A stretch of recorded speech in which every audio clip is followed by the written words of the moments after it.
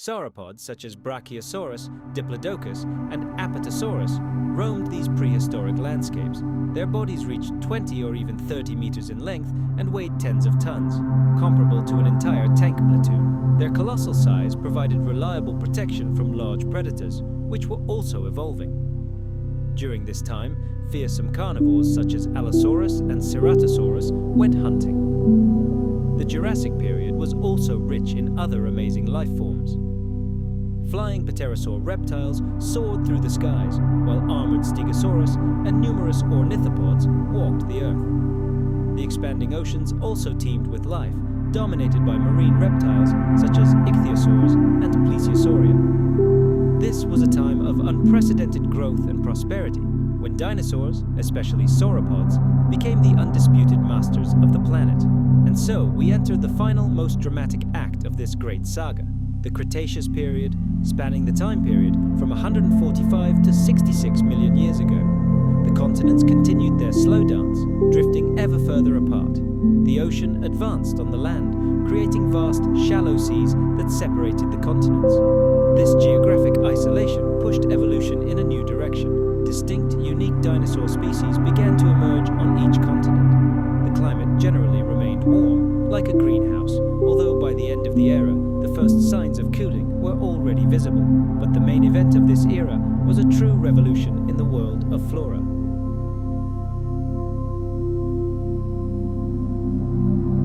A constant and virtually inexhaustible food source was absolutely essential to sustain these colossi. Without such an abundance of vegetation, giant sauropods simply could not have existed. Each of them likely consumed hundreds of kilograms of greenery daily simply to support their massive bodies. Another important factor was the almost complete absence of serious competitors. Throughout the Mesozoic era, our distant mammalian ancestors remained tiny, timid creatures living in the shadow of giants. They were primarily nocturnal creatures, feeding on insects or small prey. They occupied completely different ecological niches and were no competition for the giant lizards. This left enormous evolutionary opportunities for large herbivorous dinosaurs, allowing them to completely dominate ecosystems and grow in size without fear of competition for resources from other animal groups.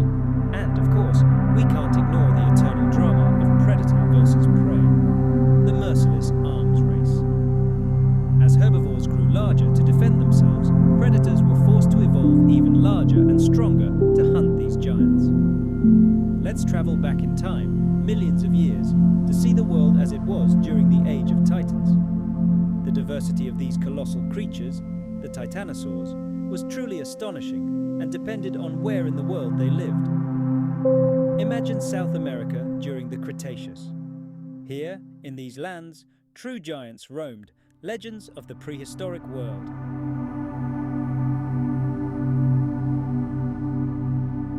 They adapted to changing climates, colonized new continents, and evolved, acquiring a wide range of sizes and unique defenses, such as bony armor. This allowed them to thrive for tens of millions of years. Their dominance was only ended by the asteroid that wiped out all non-avian dinosaurs. But even after their extinction, the incredible diversity of Tyrannosaurs remains key to understanding how the largest land animals in Earth's history lived and evolved. When we talk about the end of the dinosaur era, the first thing that comes to mind are the sauropods, those legendary creatures with incredibly long necks and tails. They were the absolute record breakers, the largest animals ever to walk our planet. To sustain their colossal bodies, these living mountains required an unimaginable amount of energy. They were all strict vegetarians, which in scientific terms is called obligate herbivores. This means their diet consisted exclusively of plants, and the volumes they consumed each day are simply staggering. We're talking hundreds of kilograms of plant matter, and for the largest species, perhaps more than a ton per day. Such incredible food consumption could not help but have had a gigantic impact on their anatomy, behavior, and even the entire ecosystems in which they reigned. The feeding habits of sauropods were as diverse as the animals themselves, reflecting their adaptation to the diverse vegetation available during the Mesozoic era.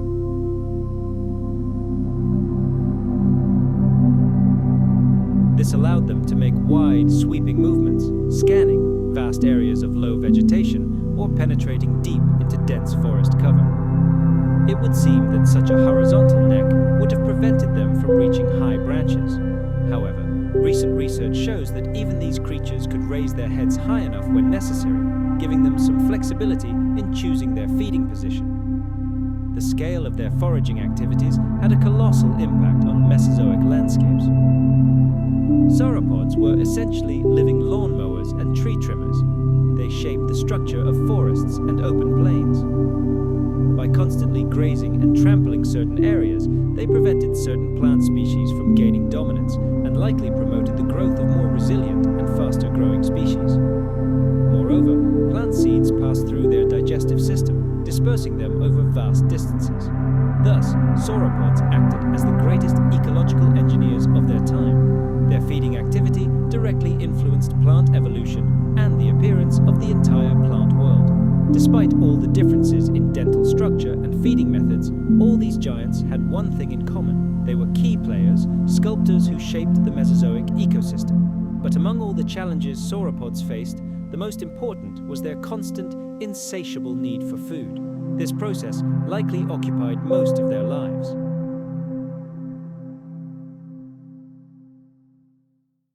Once the plant material was sufficiently ground, it was sent to the next section, the enormous fermentation chambers of the intestine. The sauropod's digestive tract was disproportionately long and voluminous, acting as gigantic fermentation vats.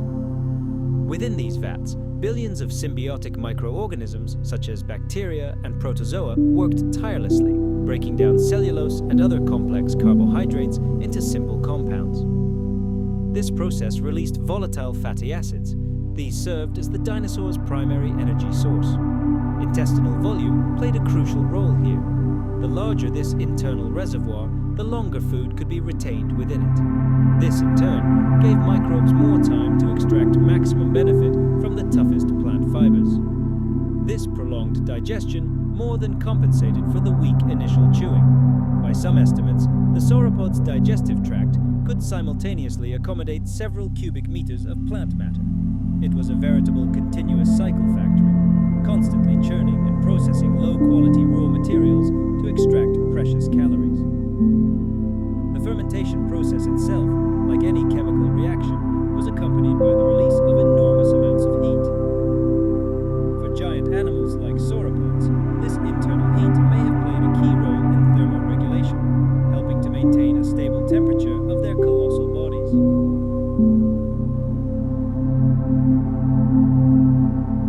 This suggests that sauropods didn't drag their tails along the ground. Instead, they held them high. And for good reason. This powerful tail served as the perfect counterweight for their incredibly long necks and small heads.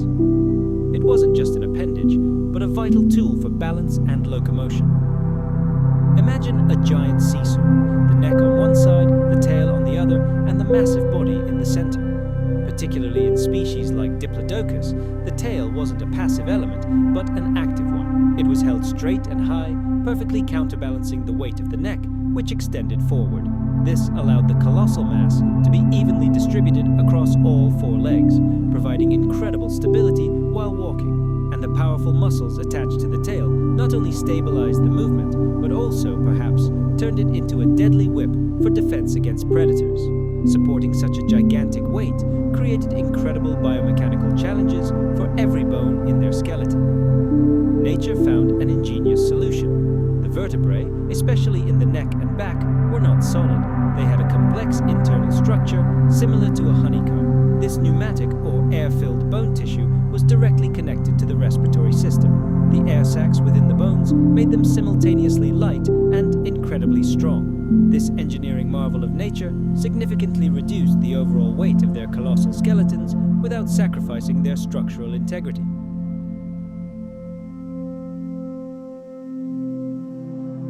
Of course, some of these mass graves could have been the result of natural disasters, floods or droughts that killed everyone indiscriminately. But other finds display characteristics characteristic of social groups that perished together. For example, the Tendaguru Formation in Tanzania, renowned for its Jurassic fossils, has yielded countless sauropod bones, such as Giraffatitan, formerly known as Brachiosaurus branchi, and Diplodocus. While not all bones can be definitively linked to herds, some assemblages of multiple individuals suggest that these animals did indeed live in groups. Similarly, the Morrison Formation bone beds in North America, dating to the late Jurassic, contain the remains of numerous sauropods, including Apatosaurus and Camarasaurus. Some of these assemblages are interpreted as evidence of the death of entire herds. They may have gathered at drying watering holes during dry seasons and died en masse. The large number of bones belonging to different individuals, but found in a limited area, practically excludes the theory that these animals led a solitary lifestyle. But why did sauropods form herds? The reasons were likely varied, dictated by the harsh realities of that distant era. For large herbivores, group life offered numerous advantages, the most important of which was protection from predators. Of course, an adult sauropod was a veritable living fortress, a formidable adversary even for the largest theropods.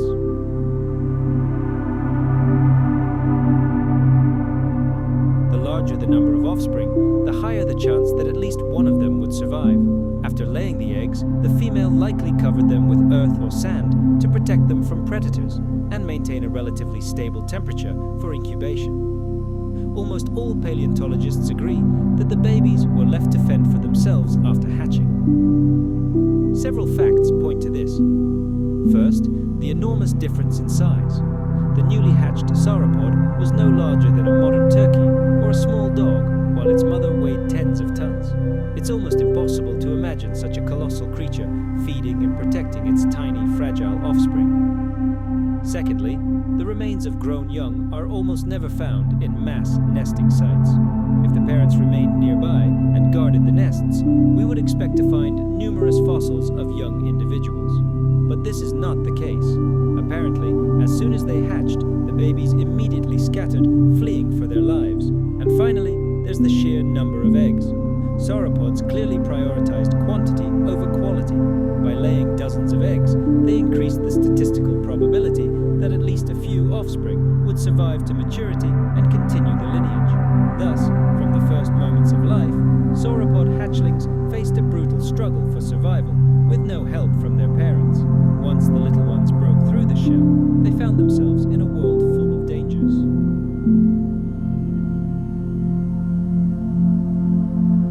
Discoveries of similar sauropod maternity dens in other parts of the world, including France, India, and North America, only confirm the overall picture. Communal nesting was a widespread practice. While details may have varied, egg size, shell texture, nest shape, the overall strategy remained consistent.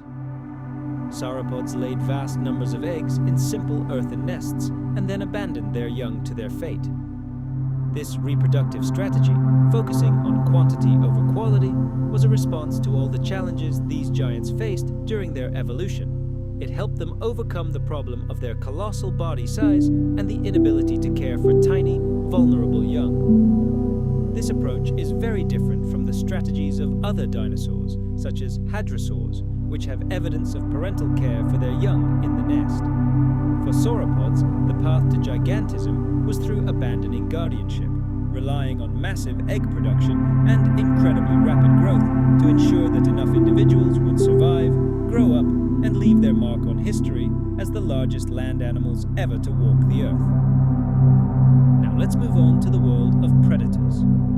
Theropods, bipedal carnivorous dinosaurs, are among the most fearsome and deadly creatures to ever walk our planet. While many were relatively small and hunted small prey, some evolutionary lines produced true monsters.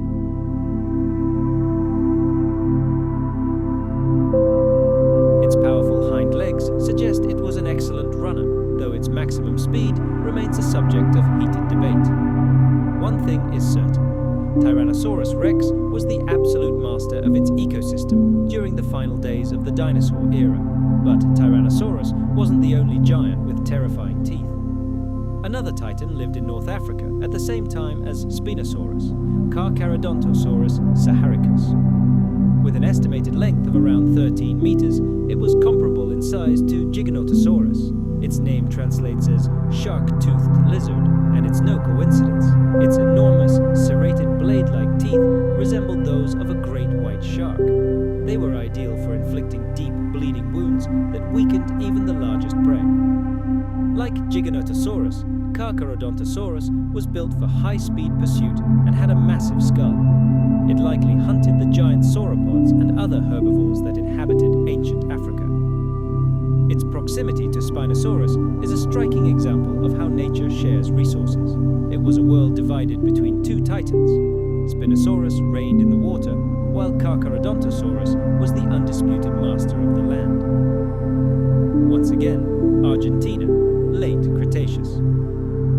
Here we encounter Mapusaurus, Mapusaurus rosei, a close relative of Giganotosaurus, which reached a similar size, around 12 to 13 meters in length. Like its cousin, Mapusaurus possessed a huge skull and knife-like teeth, ideal for cutting meat.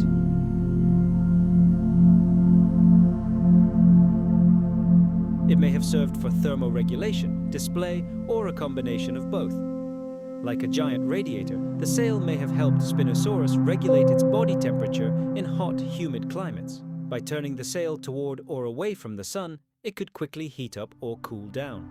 Furthermore, the enormous and possibly brightly colored sail may have been used to attract mates or intimidate rivals, similar to the crests and sails of some modern animals. Some even suggest that it could have served as a rudder or stabilizer when moving in water, although this hypothesis is less popular. The skull of Spinosaurus was strikingly different from that of other giant theropods. Its long, narrow snout was strikingly reminiscent of a modern crocodile's jaws, rather than the deep, powerful jaws of Tyrannosaurus or Giganotosaurus. This elongated snout was studded with numerous conical, smooth teeth, ideal for capturing slippery, wriggling prey. Unlike the blade-like teeth of other predators, designed for tearing flesh, Spinosaurus's teeth were designed to pierce and securely hold prey. This tooth shape leaves little doubt that fish constituted the bulk of its diet. But the most compelling evidence of its aquatic lifestyle is hidden in its skeleton. Its nostrils were positioned high on its snout, a clever adaptation that allowed it to breathe while most of its head was submerged, and a study of its bone density revealed that they were unusually dense.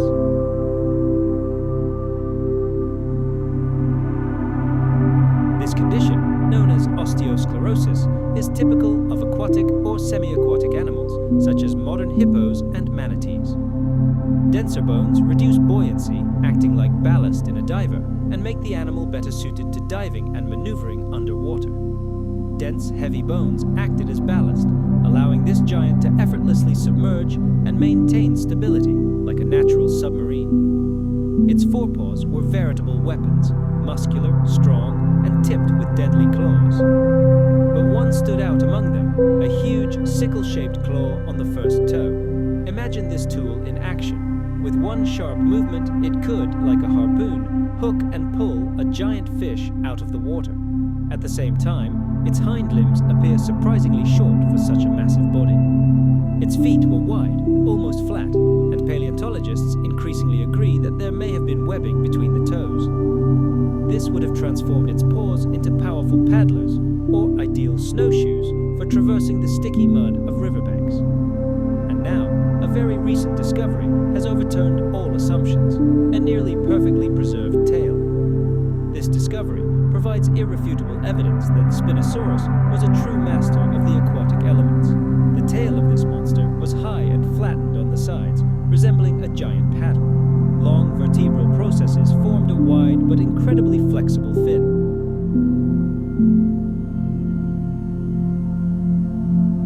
Its name, Giganotosaurus, translates as giant southern lizard, a name that perfectly describes its colossal size and place of origin. This dinosaur belonged to the family Carcharodontosauridae, a group of theropods renowned for their impressive size and shark-like teeth. The skull of Giganotosaurus was simply enormous. It reached 1.8 meters in length, which is comparable to the height of an adult human. Although incredibly powerful, its skull was more elongated and narrow compared to the massive, broad skull of Tyrannosaurus rex. These structural differences directly indicate completely different hunting styles. Giganotosaurus had serrated, knife-like teeth, ideal for cutting flesh. Its tactics were not to crush bone, but to inflict deep wounds, causing horrific blood loss. Its bite force was great, but it was not designed to crush skeletons like that of Tyrannosaurus. Rather, its jaws were designed for a series of rapid slashing attacks that gradually weakened and bled even the largest herbivores. Giganotosaurus's forelimbs were relatively short, but very robust and armed with sharp claws. Its hind legs, however, were powerful, muscular columns that not only supported its massive body, but also enabled it to reach significant speeds, especially over short distances. While accurately calculating its speed is difficult, the proportions of its leg bones suggest it was capable of pursuing large prey.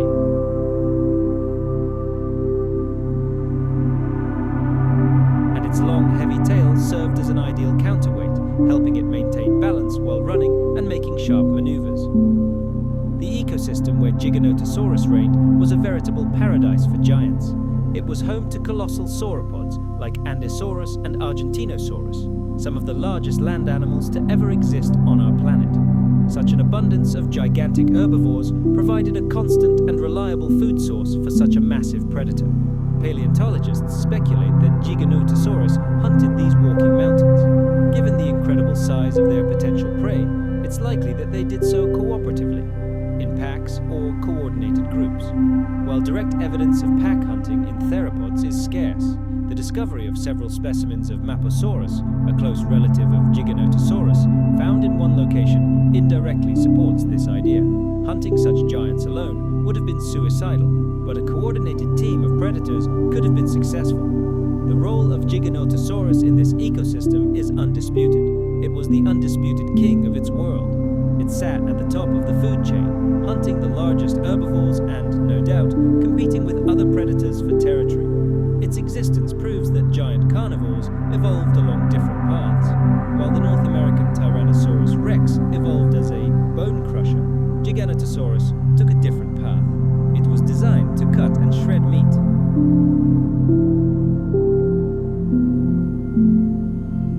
But the most striking and terrifying feature of Tyrannosaurus rex was, without a doubt, its skull. It was a veritable fortress of bone, a colossal structure reaching up to 5 feet in length.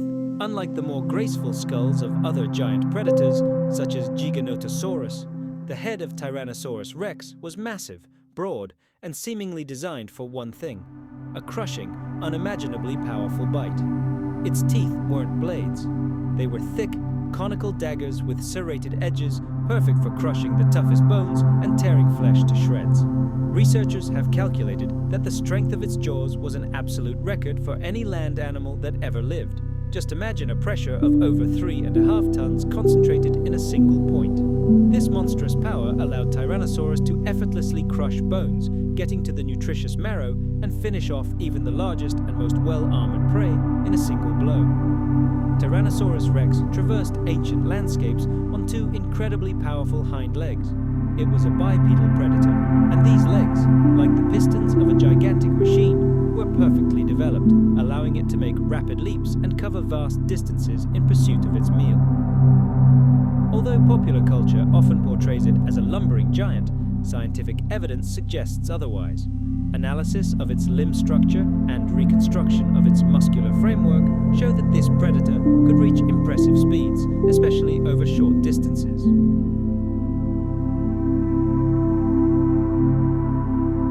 Imagine this multi-ton carcass hurtling toward you at 20-25 kilometers per hour. Its long, heavy tail served as an ideal counterweight, providing it with balance and remarkable maneuverability for its size during pursuit and attack.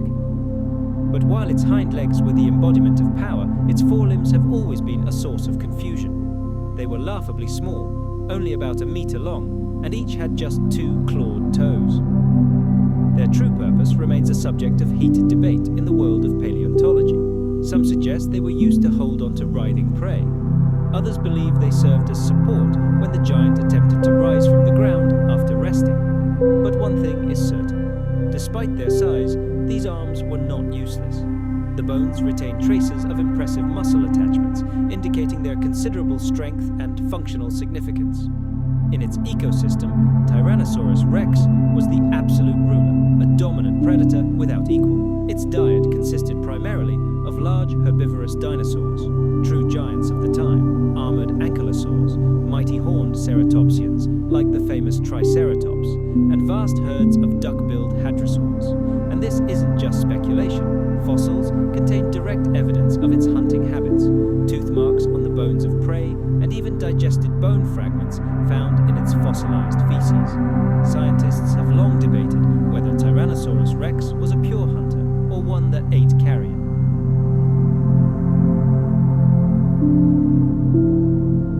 Its potential victims included colossal sauropods like Paralititan, one of the largest dinosaurs ever discovered, as well as a variety of ornithopods and armored dinosaurs. The slicing strategy was ideal against the massive, fleshy bodies of these herbivorous giants. Multiple bites to the flanks, legs, or unprotected abdomen could fell even the most colossal sauropod. Carcharodontosaurus's senses also reveal much about its lifestyle.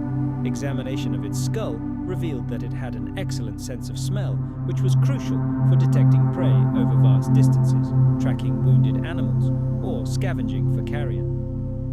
The world it inhabited was strikingly different from the modern deserts of North Africa. It was a lush, marshy landscape, crisscrossed by rivers and lakes.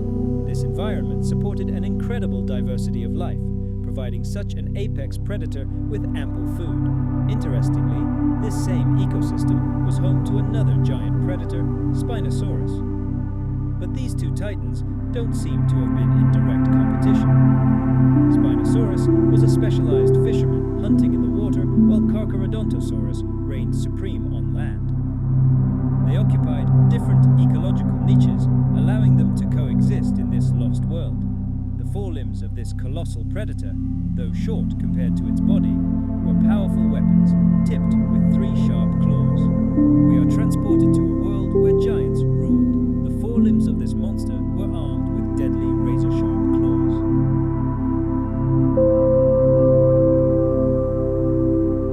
At a site called Cañadón del Gato in Patagonia, paleontologists stumbled upon something incredible. They discovered the remains of at least 7 Mapusaurus, of varying ages and sizes, from inexperienced juveniles to seasoned adult giants.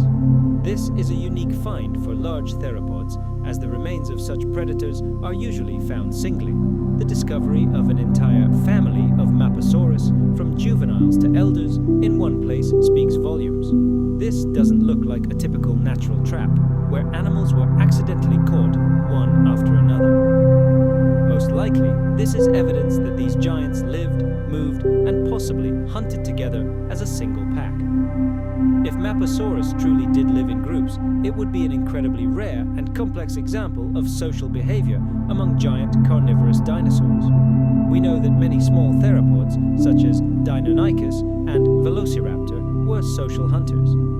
But imagining a cohesive pack of monsters the size of Mapusaurus is a whole other level. This dinosaur could grow up to 12.5 meters in length and weigh several tons, putting it on par with Giganotosaurus, its close relative and another South American apex predator. The advantages of hunting in a pack for such giants would have been colossal, especially considering who they had to share their habitat with. When Mapusaurus went hunting, their targets were the largest animals ever to walk the earth.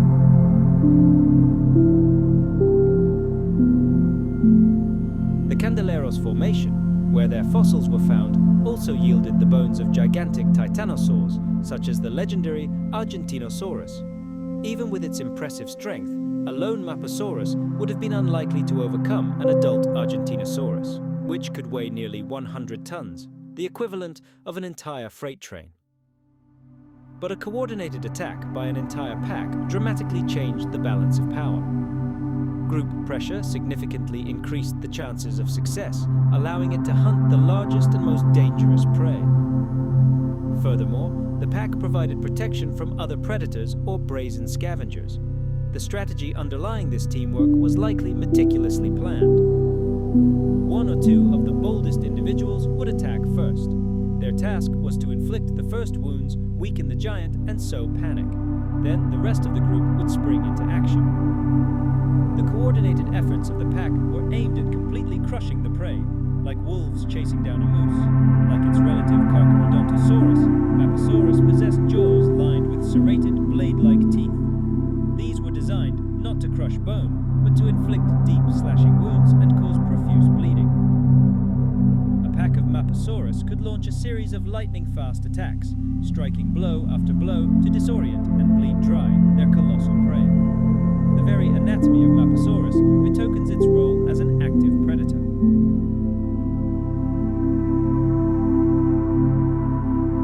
But rest assured, they were not useless vestiges. Of course, they couldn't have grabbed prey with them the way a lion or a human would. However, these arms were incredibly muscular and armed with razor-sharp claws. Imagine the fight. These claws could have dug into the hide of a huge herbivore with a death grip, preventing it from escaping, or they could have helped the predator maintain its balance in the heat of a deadly battle. And now, for the most fearsome weapon of all, its jaws. The Tyrannosaurus rex's forelimbs, though short and with only 2 toes, possessed phenomenal strength. Perhaps it used them to support its agonizing prey while its jaws did their work. Or perhaps they served as a support when lifting the multi-ton carcass from the ground. The bite force of these giants was simply beyond imagination. Tyrannosaurus rex is believed to have possessed the most powerful bite of any land creature that ever lived. Its jaws could easily crush thick bones as if they were dry twigs. This monstrous power allowed it not only to kill, but to literally dismember carcasses, getting to the most nutritious bone marrow, extracting the maximum calories from each victim. Other giants, such as Giganotosaurus and the aforementioned Carcharodontosaurus, also possessed crushing bites, although their jaws were more suited to slashing wounds than crushing bone.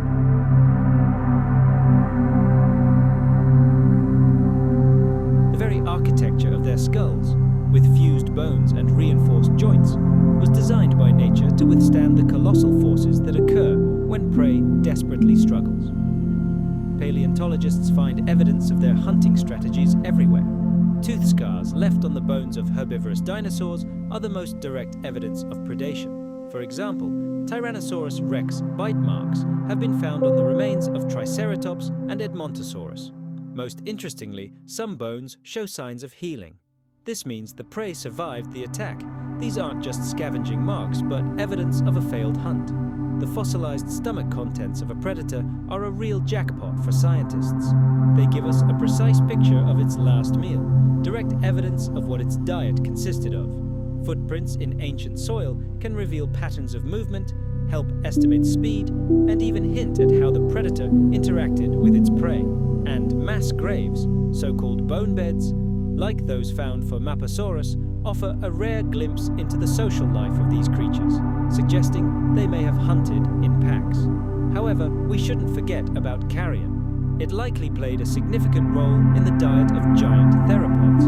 Yes, they were skilled hunters, but no sane predator would turn down easy prey. The carcasses of animals that died from disease, old age, or accidents were a valuable food source.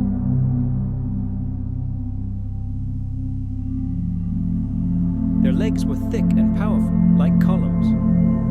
In many modern fleet-footed animals, the shin bone is significantly longer than the femur, allowing for longer strides and high speeds. In the largest theropods, these proportions were different, indicating a more moderate pace of locomotion. The center of gravity also played a significant role. Imagine a massive body balancing on just 2 legs, with a long, heavy tail acting as a counterweight. Maintaining balance while moving quickly, and especially when attempting to turn, would have been incredibly challenging. The slightest mistake at high speed could lead to loss of balance and a crushing fall. So, maneuverability and sharp turns were likely not their strong suit. Fossilized trackways provide direct evidence of their movements. These rare but invaluable finds allow us to see how dinosaurs walked and ran. Scientists can measure stride length, the distance between tracks, and, knowing the animal's approximate hip height, calculate its approximate speed. Tracks of smaller theropods sometimes indicate a fairly fast run, while the footprints of giants usually indicate a walk or a leisurely jog. For example, Some calculations based on trackways suggest that Tyrannosaurus rex could move at speeds of only 3 to 8 kilometers per hour. However, it's important to remember, tracks are just one moment in an animal's life. They only show the speed at which it was moving in a given second. They don't tell us its maximum capabilities.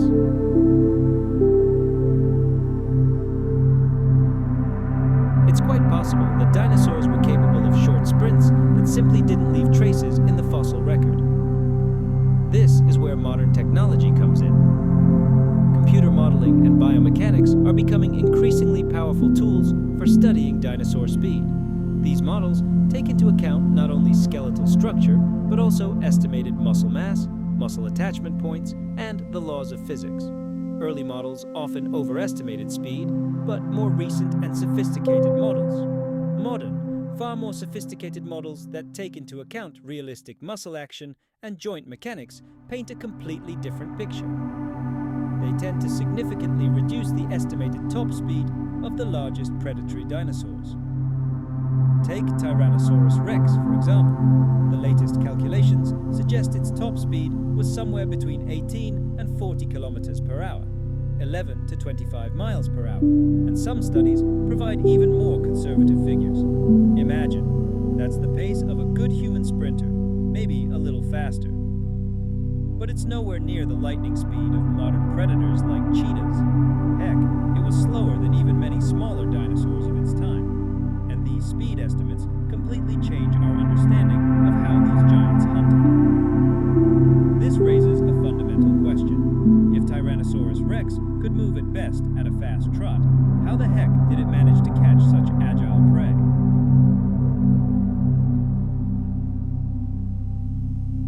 On the other were herbivores, who were forced to find a response to this threat. And they found it in the only possible solution, getting even bigger. Increasing body size became their primary defensive strategy. Sauropods, living mountains of flesh and bone weighing tens of tons, evolved into fortresses on legs. For any predator, even the most ferocious, attacking such a creature would have been a deadly undertaking. Let's take a look inside these giants. What allowed them not just to survive, but to thrive and grow to such incredible sizes. Physiologically, dinosaurs had several key advantages. One of their main secrets was their unique respiratory system, strikingly similar to that seen in modern birds. This system worked fundamentally differently than that of mammals. In our lungs, air enters and exits the same way. But in dinosaurs, thanks to a network of air sacs connected to the lungs, air moved in only one direction. Imagine a conveyor belt that continuously, without pause or interruption, delivers oxygen-rich air to the gas exchange surfaces. This super-efficient oxygen extraction provided them with the energy to maintain a highly efficient metabolism, the very fuel needed for rapid growth and to fuel their massive bodies. This respiratory system was the true engine of their gigantism. But how could such a massive body move at all? The answer lies in their skeleton. Many large dinosaurs, especially the giants of the sauropod order, had hollow bones.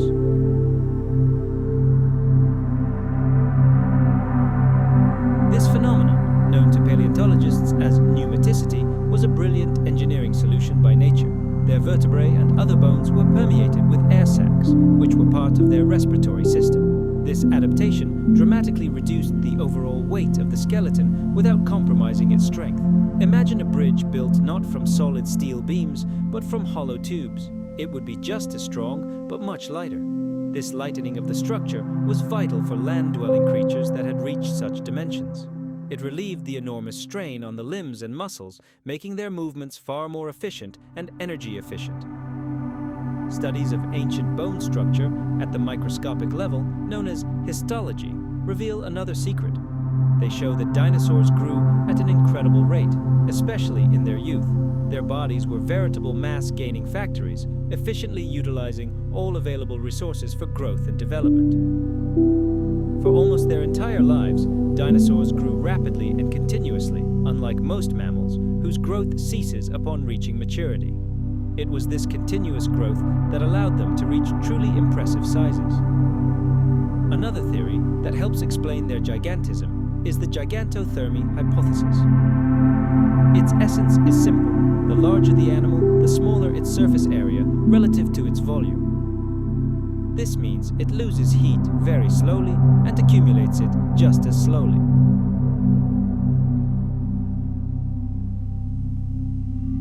This radically reduced overall body weight, allowing muscles to work much more efficiently. This adaptation was one of the keys to conquering such enormous sizes on land. Sauropods were 100% vegetarians, subsisting entirely on plants.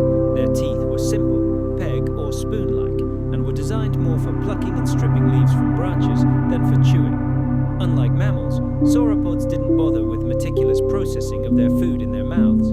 Instead, they relied on a powerful digestive system. Their enormous intestines likely housed fermentation processes that broke down tough plant fiber. Many sauropods also ingested stones called gastroliths. These stones acted like millstones in their stomachs, helping to grind plant matter and facilitate digestion. Their enormous digestive tract allowed them to process tons of low-calorie plant matter, necessary to fuel their enormous bodies. The diversity within the sauropod group was astounding. One major lineage, the diplodocids, included some of the longest dinosaurs. For example, Supersaurus could reach over 33 meters in length, while Diplodocus was famous for its incredibly long tail. Another group, the brachiosaurids, produced the tallest sauropods, such as Brachiosaurus, which could reach over 13 meters. However, the most diverse and often heaviest were the Titanosaurs.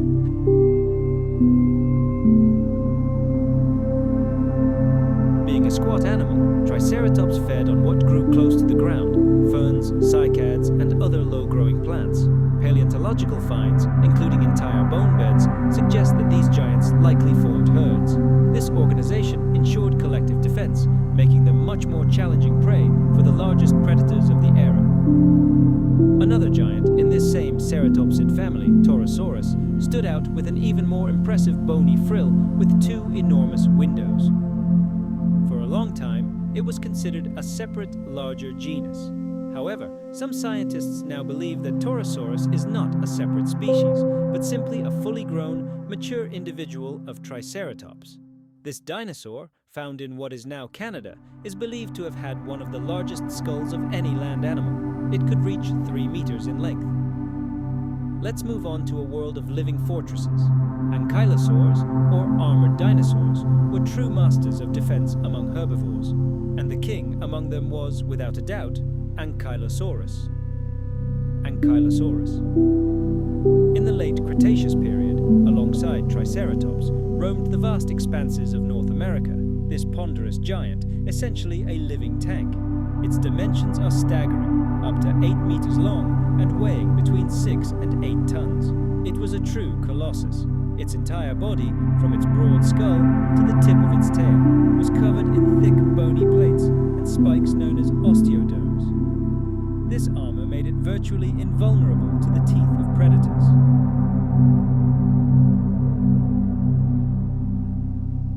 But its most distinctive feature, its deadly weapon, was the massive bony club at the end of its tail, formed from fused osteoderms. This mace weighed hundreds of kilograms and, with a single precise blow, could break the bones of even the largest theropod. The Ankylosaurus's broad body suggests a complex digestive system adapted to digesting low-growing, tough vegetation through prolonged fermentation. Short, powerful legs, like pedestals, supported its colossal weight, making it a slow-moving but incredibly stable and resilient fighter. Another large ankylosaur from North America was very similar to its famous relative in both size and build, and also possessed indestructible armor and a club-shaped tail. Now let's turn our attention to other giants, the hadrosaurs, or duck-billed dinosaurs.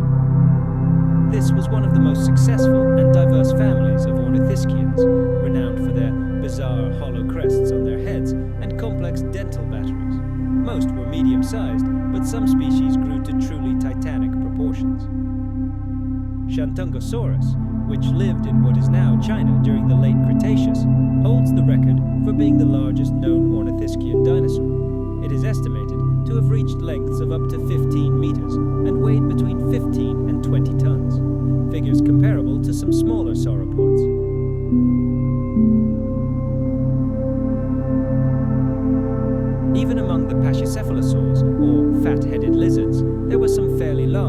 individuals, though none could compare to other giant ornithopods.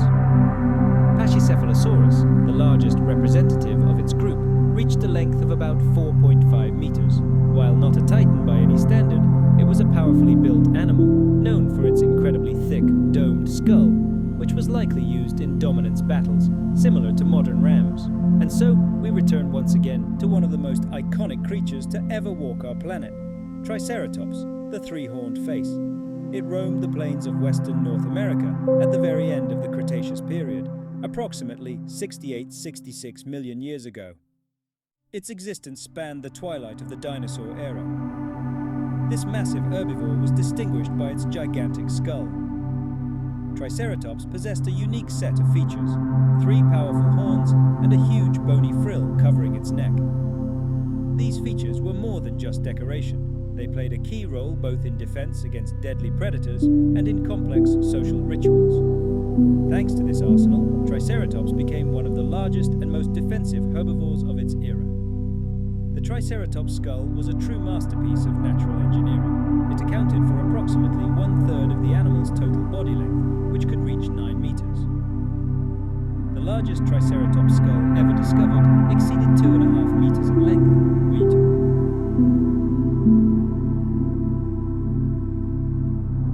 The enormous size and density of this bony structure directly indicate its crucial defensive function.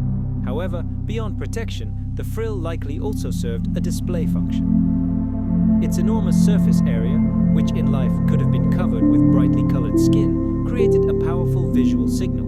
This signal helped Triceratops identify members of their own species from afar. Furthermore, the frill may have been used in mating rituals. Males with the largest or brightly colored frills may have signaled their health and strength to potential mates. Horns played a key role in intraspecific combat. Fossil skulls bear evidence of injuries characteristic of horn-on-horn clashes.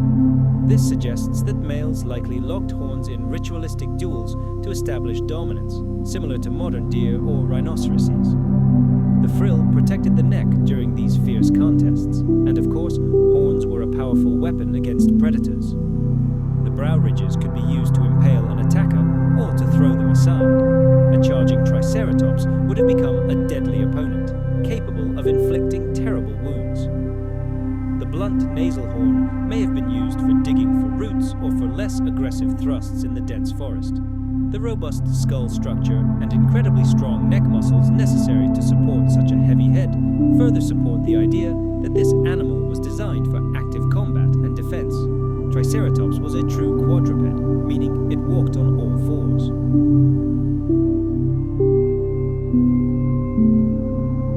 Its limbs were like mighty pillars, capable of supporting colossal weights. Imagine a living fortress moving across the prehistoric plains. A machina whose weight, according to scientists, could have reached 6 to 12 tons. That's precisely what Triceratops was. Its enormous barrel-shaped body wasn't just a mountain of muscle, it was a gigantic food processing vat. This shape directly hints at a highly complex digestive system, designed by nature to cope with tons of tough vegetation. This giant's diet included low-growing plants found close to the ground, ferns, ancient horsetails, and young conifers. With its powerful, sharp beak, strikingly similar to that of a modern parrot, it easily cut down entire armfuls of greenery. And then came the real crusher. Hidden deep within the Triceratops's mouth were a battery of cutting teeth.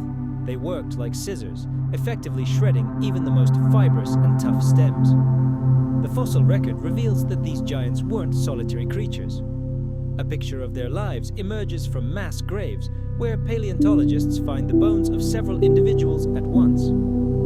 This is compelling evidence that Triceratops likely led a herd lifestyle, and this had profound evolutionary significance. Living in a group is the best protection. Dozens of pairs of eyes will spot danger much more quickly, and a forest of sharp horns could force even the most ferocious predator to retreat.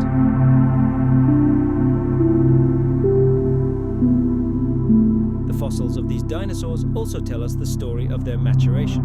In young individuals, the bony frill and horns were quite small, almost symbolic, but with age, this adornment and weaponry became increasingly massive, impressive, and complex in form. This observation supports the theory that the horns and frill served not only for defense, but also to demonstrate status within the herd. The older and more powerful the dinosaur, the more formidable its armament became. The story of the discovery of Triceratops takes us back to the late 19th century, during the infamous Bone Wars. It was then that paleontologist Othniel Charles Marsh made the first landmark discoveries that rocked the scientific world. The unusual appearance of this three-horned lizard instantly captured the imagination of not only scientists, but also the general public. Since then, a huge number of skeletons, both complete and partial, have been discovered. These finds have become a veritable treasure trove of information, shedding light on the anatomy, biology, and behavior of this amazing creature. The Triceratops fossil record is so rich that it allows scientists to study in detail the differences within the species and trace its evolutionary relationships with its relatives. It's no surprise that Triceratops is now considered one of the most thoroughly studied giant dinosaurs.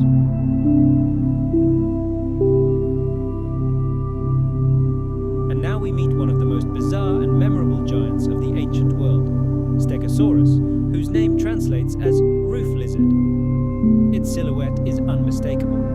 This creature's calling card is the incredible bony crest running along its entire back, and, of course, its deadly tail, topped with dagger-sharp spikes.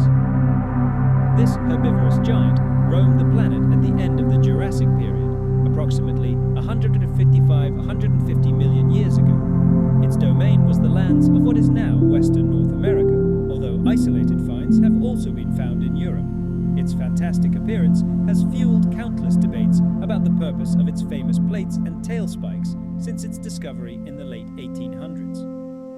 Stegosaurus was a truly massive animal. It reached 9 meters in length and stood about 4 meters tall at the hips, comparable to a modern elephant. Its small head, however, was always held low to the ground. This colossus weighed between 2 and 7 tons, but its most striking feature was, of course, its dorsal plates. 17 to 20 enormous bony growths, known as osteoderms, were arranged in 2 rows along the spine, from the neck to the tail.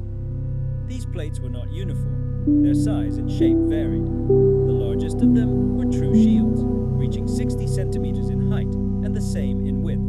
Interestingly, they were not directly attached to the skeleton, but were embedded directly into the thick skin, similar to the armor of modern crocodiles.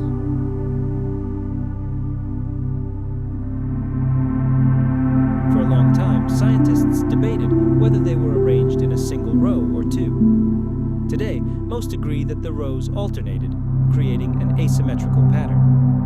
But the main question that has plagued paleontologists for decades is, what were they for? Several theories have been proposed, each compelling in its own way. One of the most popular hypotheses holds that the plates were a natural air conditioner, a thermoregulatory system. They were pierced by a dense network of blood vessel channels, suggesting a rich blood supply. Blood flowing through these plates could have acted as a radiator.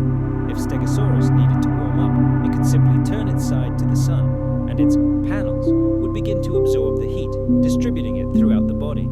Conversely, to cool down on a hot day, it simply needed to stand in the shade or expose the plates to a breeze, dissipating excess heat. This mechanism is very reminiscent of how African elephants use their enormous ears to regulate their body temperature. Another equally plausible theory is display. The enormous plates made Stegosaurus incredibly noticeable against the backdrop of the prehistoric landscape. They could have served as identification marks, allowing animals to recognize members of their own species from afar. Furthermore, they undoubtedly played a key role in mating rituals. Individuals with the largest, brightest, or most intricate plates could have demonstrated their health and dominance, attracting mates.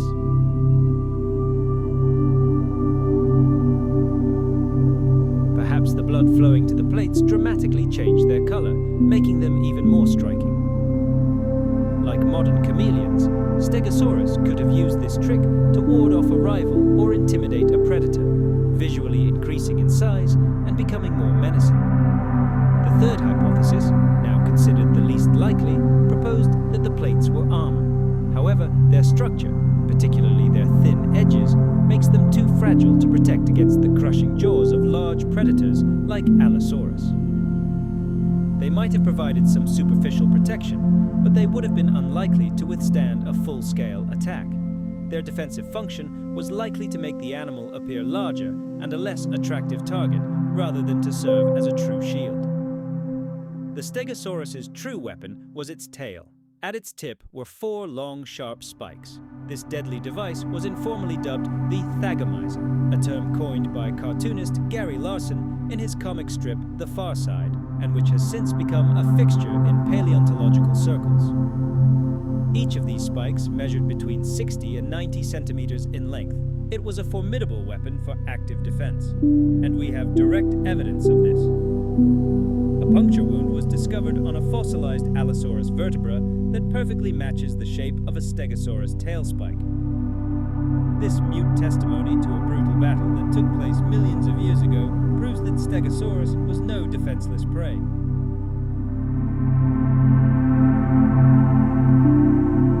The powerful muscles of the tail allowed it to strike with monstrous force, capable of piercing skin and bones, causing terrible injuries, or even killing the attacker.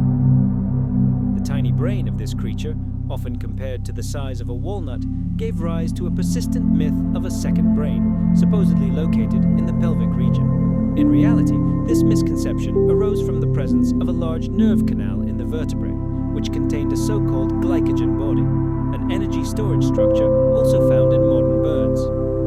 Stegosaurus walked on all fours, and its posture was quite distinctive. Its forelimbs were much shorter than its hind limbs, forcing its back to be arched sharply and its head held very low to the ground. This posture directly hints at its diet. It was a low-growing herbivore, feeding on ferns, horsetails, and other vegetation growing close to the ground. Its small pointed head ended in a beak for cutting plants, and its simple leaf-shaped teeth were not adapted for prolonged chewing. It likely swallowed its food almost entirely without grinding, relying entirely on its powerful digestive system. The discovery of Stegosaurus occurred in the 1870s, at the height of the bone wars between paleontologists Charles Marsh and Edward Cope. It was Marsh who described the first specimens discovered, but the initial reconstructions of this dinosaur were far from accurate.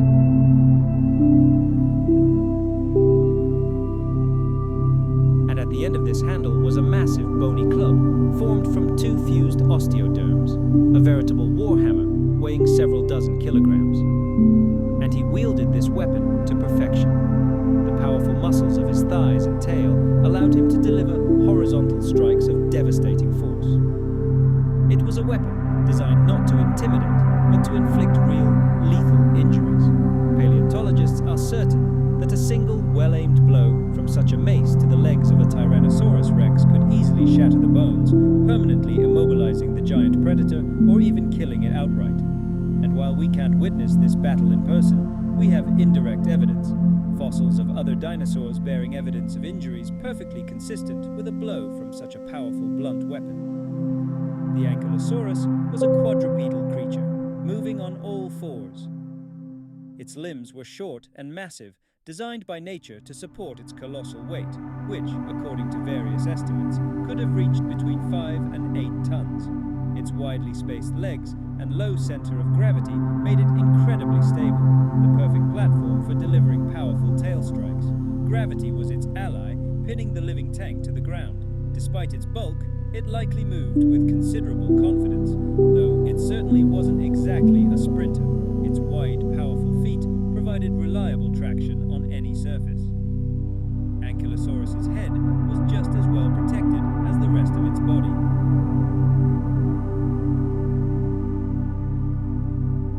Every part of its body, from the tip of its snout to the striking tip of its tail, was dedicated to one thing: defense. This heavy armor allowed it to coexist with the most ferocious and large predators ever to walk the earth. Living at the end of the Cretaceous period, it was an integral part of its ecosystem. Its survival strategy lay not in speed or attack, but in transforming itself into an impenetrable fortress, capable of delivering a crushing counterattack. The living tank, Ankylosaurus, serves as a striking example of the diversity and effectiveness of the defense mechanisms developed during the age of dinosaurs.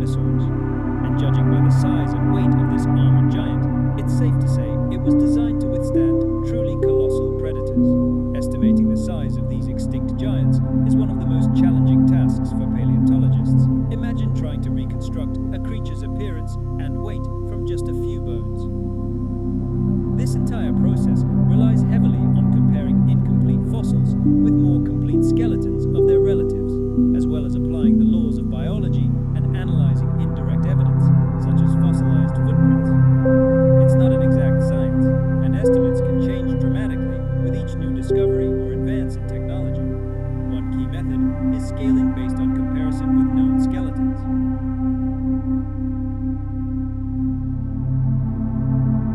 Early weight estimates for titans like Argentinosaurus and Patagotitan were based on just a few fragments. It was like trying to describe an entire castle with just a few bricks. But as scientists discover more bones belonging to a single species or its close relatives, skeletal reconstructions become increasingly accurate and reliable. This, in turn, leads to revisions and refinements of mass estimates. Just imagine, a single dorsal vertebra of Argentinosaurus reached over 1.5 meters in height. That's taller than the chest of an adult man. This bone alone screamed of truly unimaginable size. And when paleontologists discovered fragments of its gigantic legs, the picture began to take on a frightening clarity. And now, in our age, paleontologists are being aided by technologies once only dreamed of. 3D scanning and computer modeling have revolutionized the study of dinosaurs. Now, scientists can scan every bone, creating a perfect digital copy. In virtual space, these models are assembled into a single skeleton, allowing for incredibly detailed studies, measurements, and reconstructions. Computer simulations help us understand how the animal moved, how the enormous load on its skeleton was distributed, and how it could even support its own weight. These digital doubles allow us to reconstruct not only bones, but also muscle mass, giving us more accurate volumetric calculations and visualizing what this ancient giant might have looked like.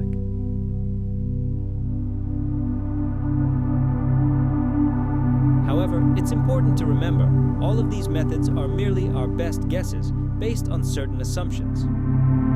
Dinosaurs, especially the largest ones, possessed a completely unique anatomy, unparalleled in the modern world. For example, many sauropods had extensive air spaces within their bones, making their skeletons remarkably light for their size, like the bones of birds. Accounting for these internal voids is crucial for accurate weight estimates. Different dinosaur species had their own unique characteristics, and each must be accounted for. This is why paleontologists using different approaches can arrive at different weight estimates for the same dinosaur. Science is not a rigid dogma, but a living process, and each new discovery, each new analytical method brings us closer to understanding the true dimensions of these ancient leviathans. Thanks to the tireless work of paleontologists in the most remote corners of the planet, we are piecing together the appearance of these giants, bone by bone, like a mosaic. Each significant find not only reveals a new species, but also pushes the boundaries of what we thought possible for a living creature. Excavating these colossal remains is a titanic challenge in itself, from logistics and excavation to the delicate process of preservation and transportation. One of the most significant discoveries that revolutionized our understanding of gigantism occurred in Argentina in the 1980s. It was the discovery of Argentinosaurus.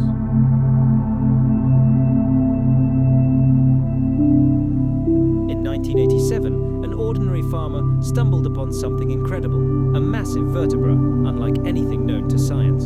Paleontologists Rodolfo Coria and José Bonaparte immediately organized excavations, which uncovered even more gigantic bones, including more vertebrae and a 2.5-meter-long tibia. The sheer scale of these finds left no doubt. Before them lay a creature of unimaginable size. The challenges the researchers faced were enormous. The bones were fragile, embedded in solid rock, and their sheer size made them incredibly heavy. Removing such specimens required large teams, heavy equipment, and specialized techniques to avoid damaging the priceless fossils. Each bone was encased in a plaster sarcophagus, often reinforced with wood and metal to preserve its integrity. Special metal frames were constructed for transport from the excavation site to the lab. Once in the lab, the painstaking work of cleaning and stabilizing the fossils began. The discovery of Argentinosaurus revealed that South America was a veritable Jurassic Park for giant titanosaurs. Once again, in the early 2000s, Argentina gave the world another sensation. This was the discovery of Patagotitan majora. In 2008, a shepherd discovered the fossilized bones in Chubut province. Excavations led by José Luis Carballido and Diego Pol yielded a stunning result. They discovered over 200 bones belonging to at least 6 different individuals.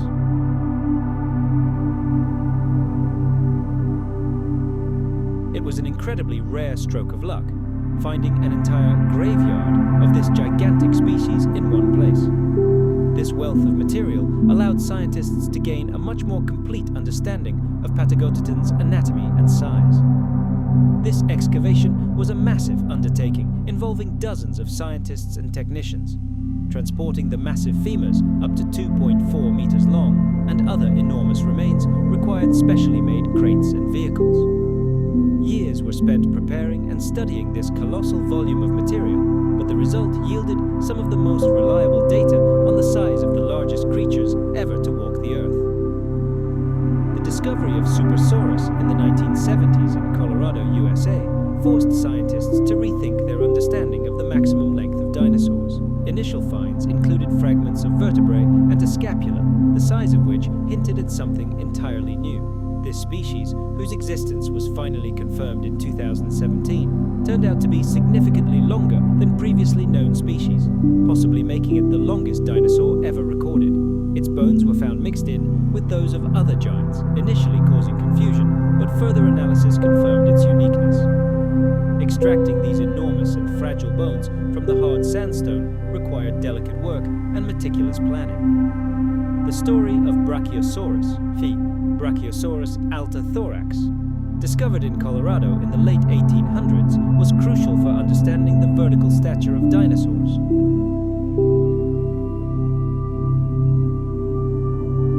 Its unusually long forelimbs and high shoulders suggested that this animal was built to reach the highest tree canopies. Fortunately, a nearly complete skeleton was found, making it much easier to estimate its size. However, its sheer size still presented enormous challenges in preparing and mounting the skeleton for museum display. But perhaps the most dramatic story concerns Spinosaurus aegyptiacus, a compelling example of how new discoveries can radically change our understanding of an ancient predator.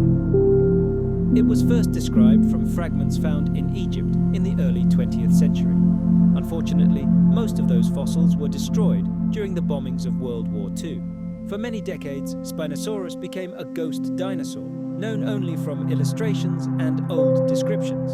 However, new discoveries in Morocco in the 2000s sparked a true revolution. More complete tail and limb bones were found, revealing a completely different creature. These finds, often made by local fossil hunters and later acquired by paleontologists, shed light on its remarkable adaptation to a semi-aquatic lifestyle.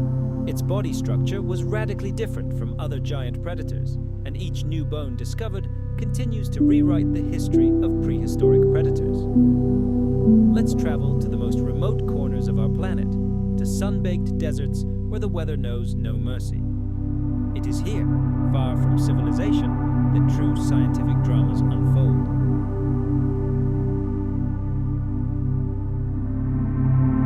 The picture that appears before paleontologists clearly indicates that these giants preferred to stay in groups.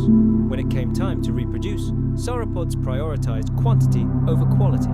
Females laid enormous numbers of eggs in specially prepared nests.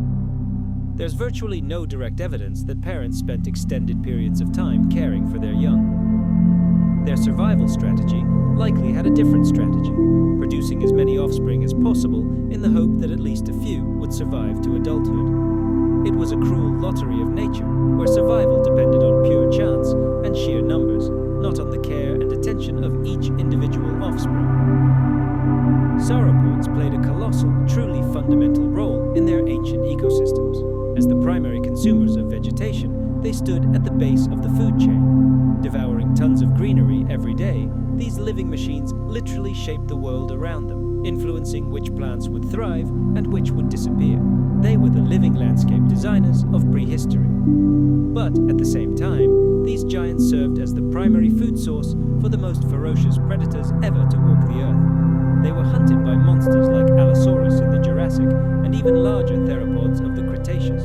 The fact that sauropods dominated the planet as the top herbivores for over 100 million years speaks to their incredible evolutionary triumph.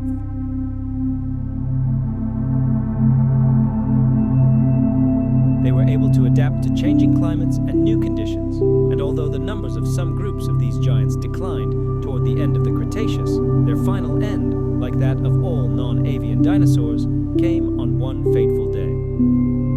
66 million years ago, a giant asteroid slammed into Earth, ending their long history. But their legacy lives on today as a striking example of the incredible feats life was capable of in those distant times. Fast forward to 1993. Argentina, in the province of Neuquén, near the town of Plaza Huincul. It was here that an event occurred that forever changed our understanding of the limits of life on Earth. A local farmer, walking with his wife through his property, tripped over something strange protruding from the ground. It looked like a gigantic, fossilized bone. This chance discovery sparked a massive excavation led by paleontologists Rodolfo Coria and Leonardo Salgado. What they unearthed were the scattered but incredibly impressive remains of a gigantic sauropod, a long-necked, long-tailed, plant-eating giant. Just looking at the scale of these bones left no doubt. Before them lay a creature of truly unimaginable proportions. He was given a name worthy of his greatness, Argentinosaurus, which means lizard from Argentina. The Argentinosaurus skeleton, unfortunately, is far from complete. We have only a few fragments, a femur, a tibia, and a few vertebrae. But even these remnants of its former grandeur are astounding.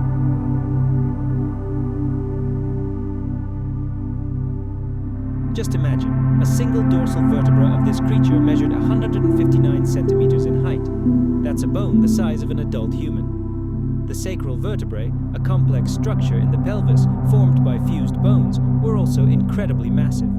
These measurements were the key to solving the mystery. By comparing them with the bones of smaller but better studied relatives, paleontologists were able to roughly estimate the overall dimensions of this monster.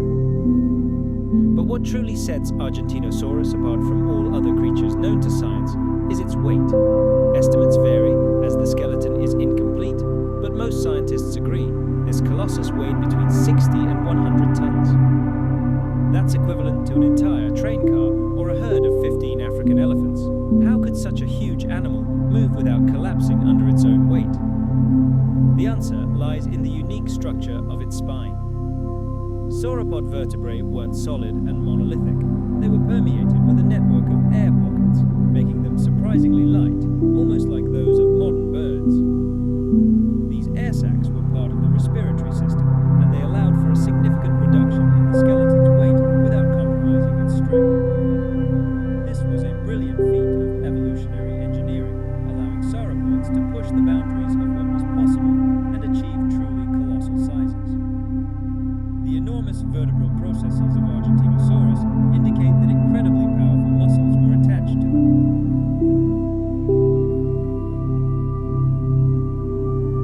These were necessary for controlling the gigantic neck and tail, and simply for moving this massive body. The tibia, although incompletely preserved, was also so large that there was no doubt that this creature's legs were like columns, capable of supporting the weight of an entire house.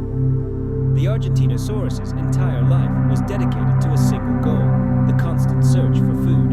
It required an incredible amount of vegetation to support its enormous metabolism. It lived on Earth at the end of the Cretaceous period, approximately 97 to 93 million years ago, and its home was dense forests and swampy river floodplains. Its long neck, like a crane, allowed it to reach the highest treetops, browsing foliage inaccessible to other herbivores.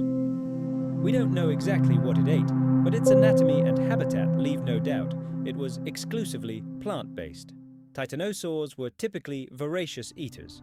Given the enormous energy requirements it required, it's safe to say that Argentinosaurus spent most of its life feeding. This living mountain moved slowly and majestically. Its columnar legs, massive feet, and incredible weight made it extremely clumsy. Its cruising speed was likely only a few kilometers per hour. Fossilized tracks left by other large titanosaurs show that they walked with a wide stance to distribute their weight as efficiently as possible. The pressure they exerted on the ground was so great that their tracks formed deep pits.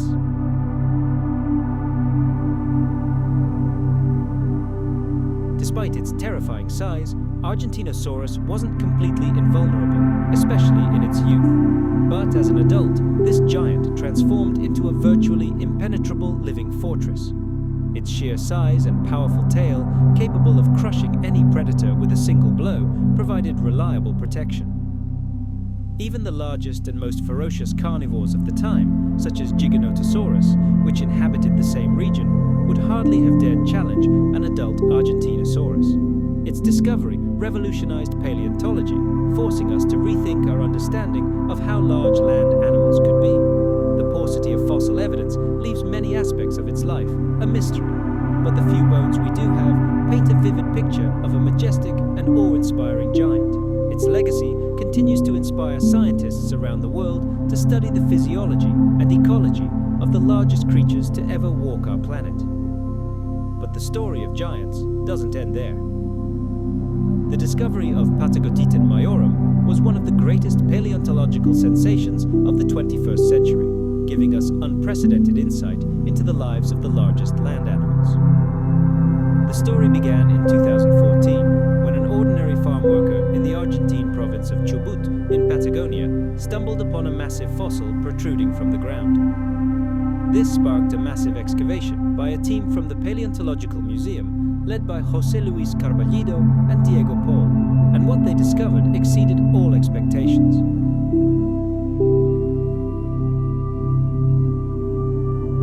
These weren't just the remains of a single dinosaur. Before them lay the scene of an ancient tragedy. The bones of at least 6 individual titanosaurs rested within a single geological layer. It was the site of a mass extinction. This incredible concentration of perfectly preserved fossils was a true gift to science, allowing for a far more accurate and detailed reconstruction of this colossal creature than had ever been possible for other supergiants. Patagotitan belongs to the Titanosaur group, a diverse lineage of sauropods that dominated the planet during the late Cretaceous period, approximately 195 million years ago. The fossil material recovered was surprisingly complete for such a massive animal. Numerous vertebrae, ribs, limb bones, including femurs and shins, and even parts of the shoulder and pelvic girdles were found. This rich bone composition allowed scientists to estimate its truly impressive size with a high degree of certainty. Patagotitan is estimated to have measured approximately 37 meters in length from nose to tail, the equivalent of 4 city buses lined up side by side. Its shoulder height was approximately 6 meters, and if it raised its neck, its head could have risen 15 meters above the ground, equivalent to the 5th floor of a modern building. With such dimensions, Patagotitan becomes a leading contender for the title of heaviest land animal ever recorded. Its weight is estimated to be between 60 and 75 metric tons.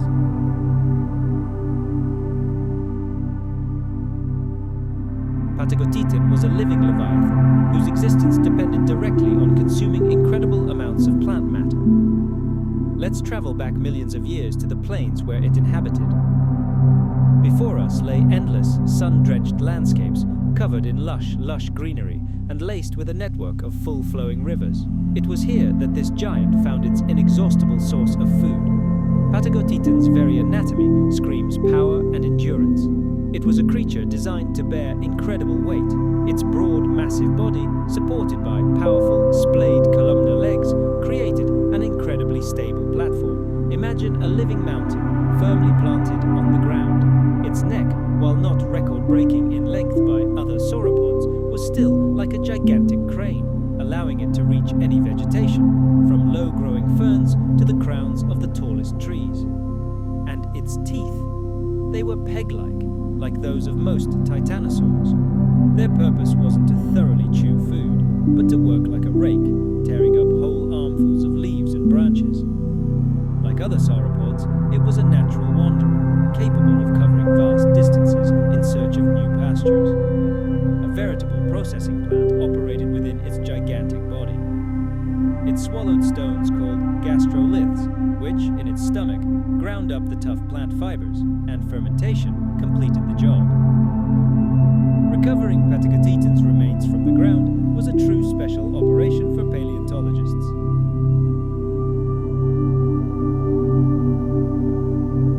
More than 100 individual bones, excluding the skull. This made it one of the most complete skeletons of a supermassive land animal ever discovered. Scientists now have a nearly complete blueprint of the anatomy and biomechanics of gigantism. A team led by Kenneth Lacavara of Drexel University carried out a monumental effort to excavate and analyze this incredible find, and the name they gave this creature perfectly captured its essence. Dreadnoughtus, which means unafraid. The name honors the enormous warships, as an adult Dreadnoughtus, thanks to its size, was virtually invulnerable to any predators. It roamed the Earth during the late Cretaceous period, approximately 77 million years ago.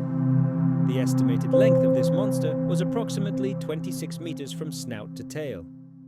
Yes, it was slightly shorter than Argentinosaurus, but its weight was awe-inspiring. Estimates range from 40 to 60 tons. But what truly distinguished Dreadnoughtus was its incredibly robust, almost monolithic build. Its bones weren't just large, they were astonishingly thick and strong. This suggests that evolution prioritized not only length, but also colossal strength and weight support. The completeness of Dreadnoughtus's skeleton gave us an unprecedented opportunity to examine the anatomy of these giants in detail. For example, its humerus measured 167 centimeters long, almost the height of an adult human. It was incredibly wide and massive.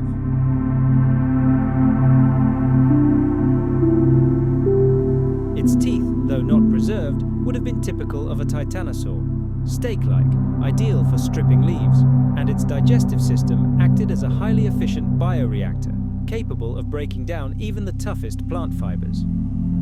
The exceptional preservation of Dreadnoughtus's remains allowed scientists to unravel another mystery, the mystery of its growth. Analysis of the bones revealed a shocking fact. At the time of its death, this giant was still actively growing. This means it could have become even larger. Such rapid and continuous growth was a survival strategy for sauropods. They sought to quickly reach a size at which they would no longer be a threat to any predator. The world inhabited by Dreadnoughtus was a warm, humid plain, a veritable paradise for herbivores, teeming with lush vegetation. The complete skeleton of this dinosaur has become an invaluable source of data for paleontologists, enabling the creation of incredibly accurate computer models to understand how these giants moved and how their skeletons supported such weight. Studying Dreadnoughtus's bones also provided a rare glimpse inside the dinosaur, revealing how the system of air sacs that lightened its skeleton worked. Dreadnoughtus is a striking example of how titanosaurs pushed all conceivable and inconceivable size limits for land animals.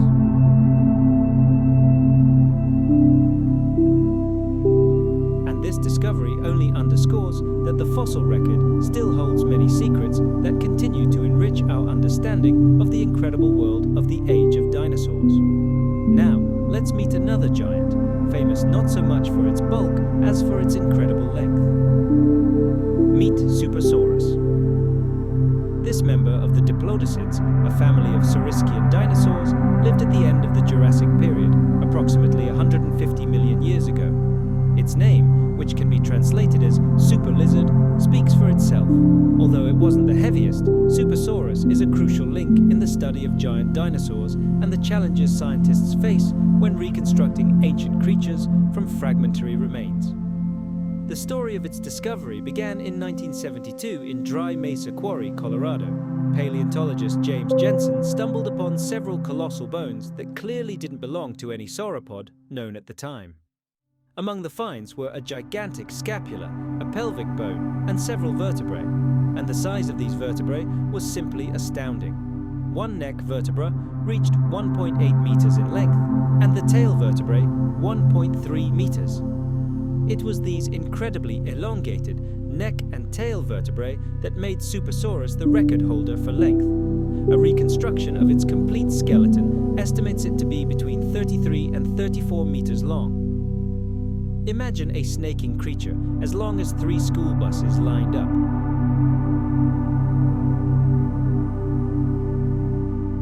Some researchers suggest it could have reached as much as 40 meters in length, although these estimates remain debated. This makes Supersaurus the longest dinosaur whose existence is confirmed by reliable evidence.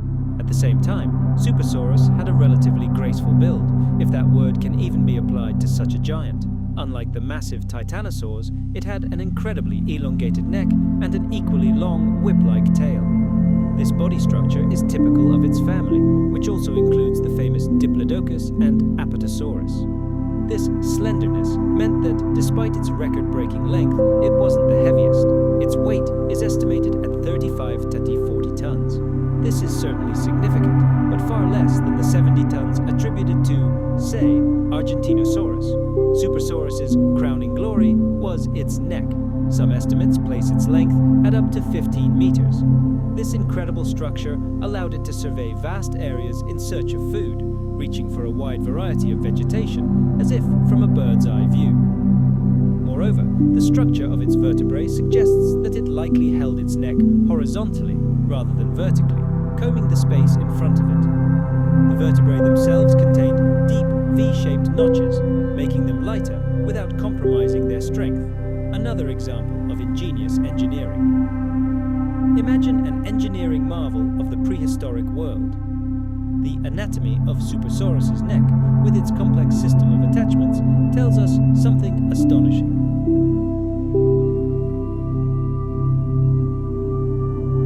Like other sauropods, its digestive system was a vast fermentation vat. Its enormous intestines were adapted to digesting colossal volumes of coarse plant matter through prolonged fermentation.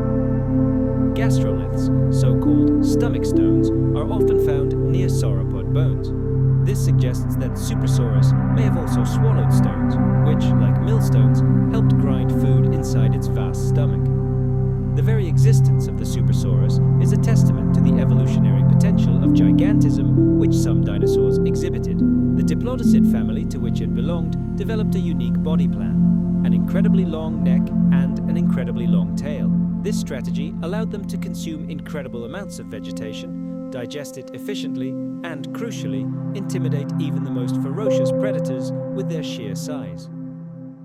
Although we can only speculate about its social behavior, it's highly likely that Supersaurus, like other giant sauropods, lived in herds or family groups, especially during migrations or the breeding season. The enormous energy expenditure of such a colossus required a constant search for new pastures, and living in a group offered obvious advantages, both for cooperative resource search and for collective defense against enemies. Its long neck, while seemingly cumbersome, was in fact an ingenious adaptation for energy conservation. Supersaurus could cover a vast territory while barely moving its massive body.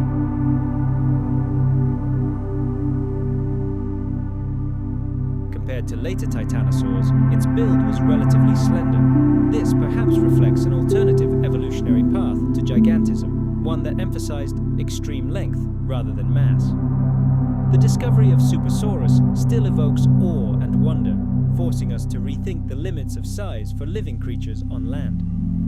Now, let's turn our attention to one of the most iconic and easily recognizable sauropods, Diplodocus.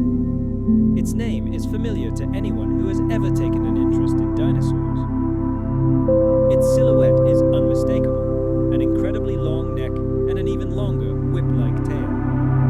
Diplodocus roamed the Earth at the end of the Jurassic period, approximately 147 million years ago.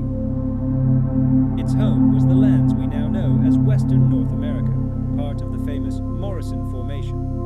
The name Diplodocus itself translates as double ray.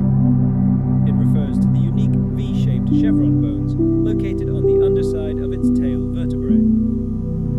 These double rays provided additional support and protection for the tail. First described by the legendary paleontologist Othniel Charles Marsh in 1878, Diplodocus quickly became a symbol of the age of dinosaurs and a crown jewel in the collections of natural history museums worldwide. Diplodocus was a truly colossal creature. Individual specimens reached lengths of 24 to 27 meters, and some finds suggest they could have exceeded 30 meters. Imagine an animal longer than 2 city buses.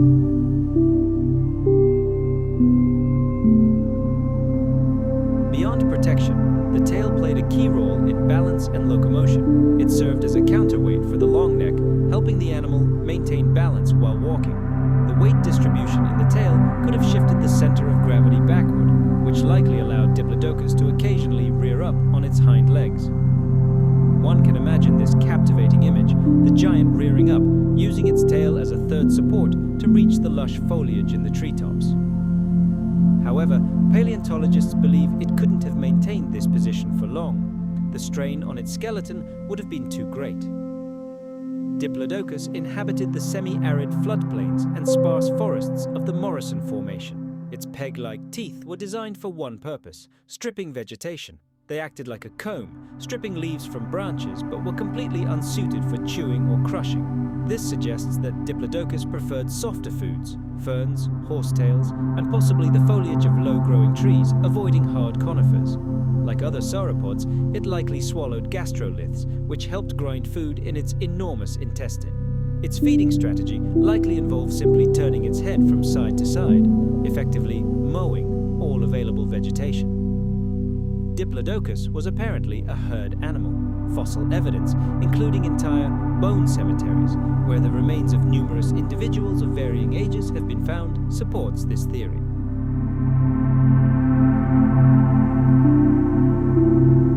Its name, Brachiosaurus, translates as hand lizard, and this name was not given by chance. Take a look at its structure.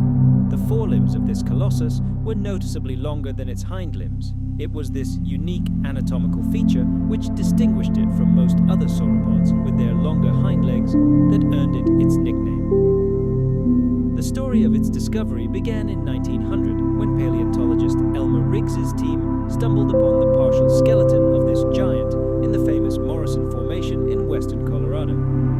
This discovery revealed to the world a creature of truly incredible size. What made Brachiosaurus so special? First and foremost, its phenomenal height. It is rightfully considered one of the tallest land creatures ever to walk our planet. Its body was proportionately built, but its back sloped steeply upward from the pelvis to the shoulders, and its powerful long neck was held in a nearly vertical position. This design allowed it to reach truly stratospheric heights. Imagine a living creature, the height of a 5-story building. That's exactly what Brachiosaurus was. By conservative estimates, its head rose 13 or even 16 meters above the ground. Some giants could look down on the world from a height of 18 meters. This colossus stretched 22 to 22 meters in length, the equivalent of 2 city buses standing side by side, and such a colossus weighed between 28 and 58 tons, comparable to an entire herd of modern elephants.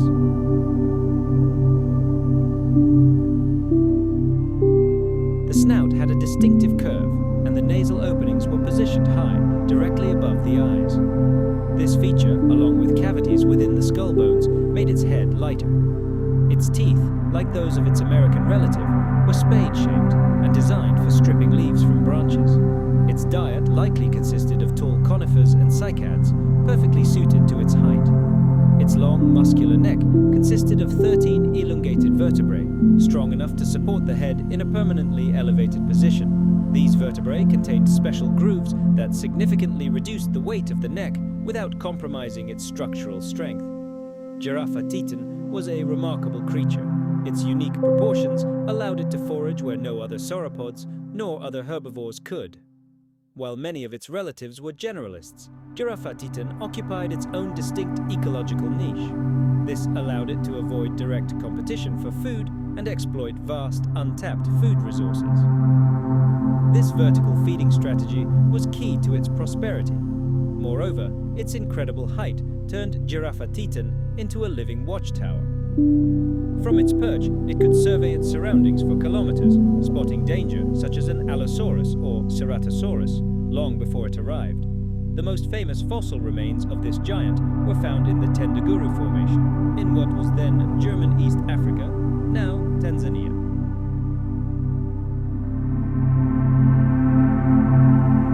Expeditions of German paleontologists working there in the early 20th century, between 1909 and 1912, made these sensational discoveries. The most complete and famous skeleton, the so-called Berlin Brachiosaurus, is now housed in the Museum of Natural History in Berlin. This skeleton is considered one of the tallest in the world and has become the primary window into the world of this amazing dinosaur. Bendaguru Formation itself, where the bones were found, represents an ancient coastal or deltaic environment teeming with life millions of years ago. We are transported to the world of the late Jurassic period. Here, in dense, humid forests where vegetation was abundant and rivers carried their waters to ancient seas, lived a true giant, Giraffatitan. Fossil remains of this colossus are found in places that were once a paradise for herbivores. Attempting to determine the precise weight of this colossus proved a real puzzle for paleontologists. Incomplete skeletons and the difficulty of calculating individual bones led to the most daring guesses. Initial estimates painted the image of an incredibly bulky creature, but modern modeling technologies, which account for one crucial detail, the presence of air sacs within the skeleton, have allowed for a new perspective. Today, scientists believe the mass of an adult Giraffatitan lay in a more modest but still impressive range of 23 to 37 metric tons. Maintaining such a massive body required a truly titanic amount of energy.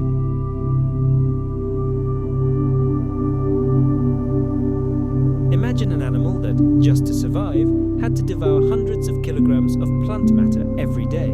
Its digestive system was essentially a gigantic food processing factory, running non-stop 24 hours a day, but its circulatory system posed an even greater engineering challenge for nature. Just imagine delivering blood to the brain, which was located 13 to 15 meters above the ground, the equivalent of lifting it to the roof of a 5-story building, required incredible pressure. Giraffatitan's heart must have been a colossal, super-powerful pump.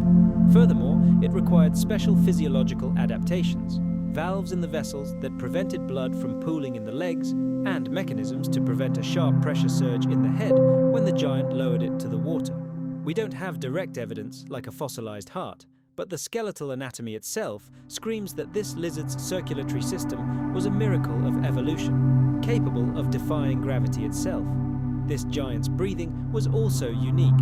Its lungs were likely connected to a complex system of air sacs, very similar to those found in modern birds. This not only allowed for maximum oxygenation of the blood, but also significantly lightened the skeleton, reducing the animal's overall mass, a critical factor in creating such a massive structure. Despite its colossal size, Giraffatitan was no sprinter. Its legs, massive as the columns of an ancient temple, were built not for speed, but to support its enormous weight.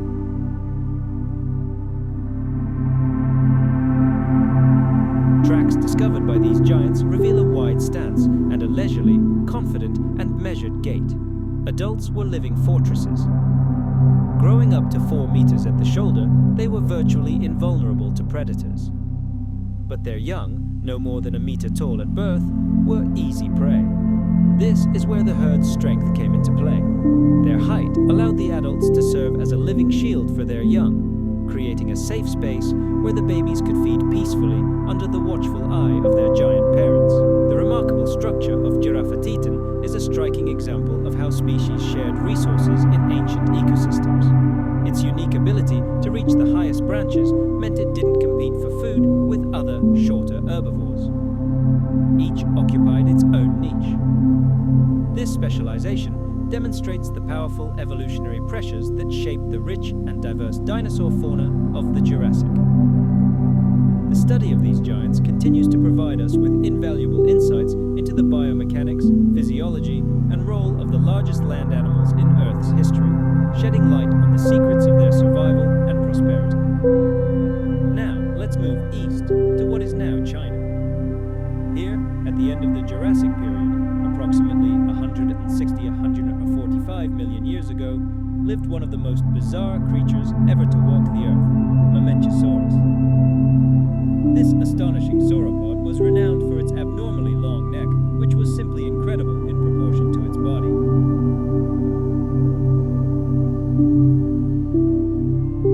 The muscles and ligaments supporting this structure were no less impressive. Along the top of the vertebrae ran powerful ligaments, acting like the cables of a suspension bridge. They allowed the neck to be held elevated without requiring constant muscular effort. And for the precise movements necessary for feeding, powerful neck muscles attached to well-developed processes on the vertebrae were used. Contrary to popular depictions, Mesozoic's neck likely wasn't all that flexible. The way the elongated vertebrae were connected severely limited lateral movement. The dinosaur likely used it for up and down movements and wide side-to-side swings, like a crane boom, rather than for sharp turns. The main advantage of such an incredible neck was undoubtedly its feeding strategy. It allowed Mamenchisaurus to access vegetation at a wide variety of levels, from low-growing shrubs to the crowns of towering trees. It could cover a vast area without moving, saving colossal amounts of energy, so valuable for such a massive animal. The varying neck lengths of different Mamenchisaurus species may indicate that they coexisted peacefully, feeding at different heights and without interfering with each other. But it wasn't just its neck that made it unique. Its entire body was proportionally enormous. The total length of this lizard could have reached between 26 and 35 meters, making it one of the longest dinosaurs ever known. Its powerful torso rested on 4 powerful columnar legs.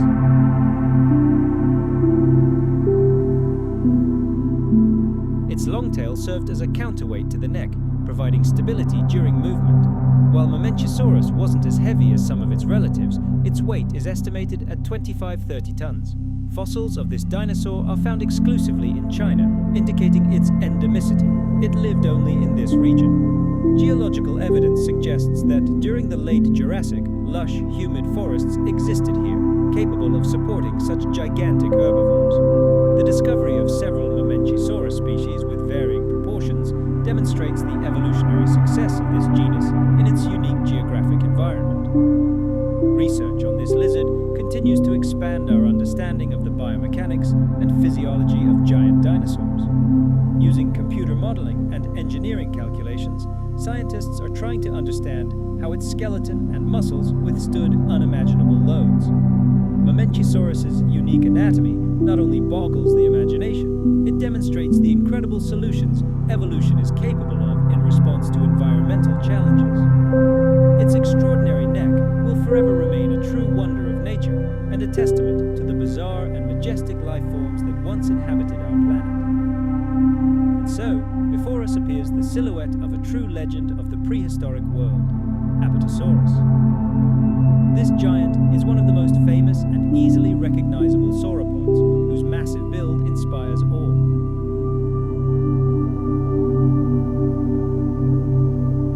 An interesting detail, the hind legs were noticeably longer than the front ones, causing Apatosaurus's back to slope slightly forward. This was a striking contrast to giants like Brachiosaurus, whose back, conversely, sloped upward.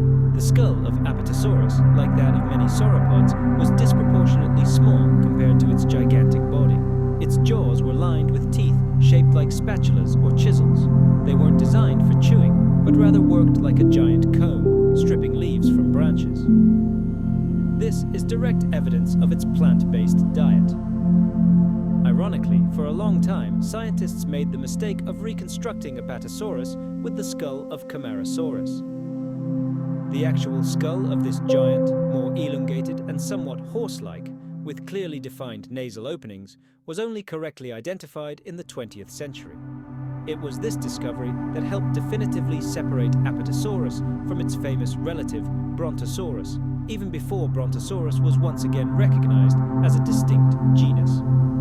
Apatosaurus's neck was a marvel of engineering, long, thick, and incredibly strong, composed of 15 powerful vertebrae. While it didn't break the length records of Mamenchisaurus or reach as vertically as Brachiosaurus, it still allowed it to reach vast amounts of vegetation. Its powerful musculature made this neck an effective tool for foraging. But the real marvel was its tail.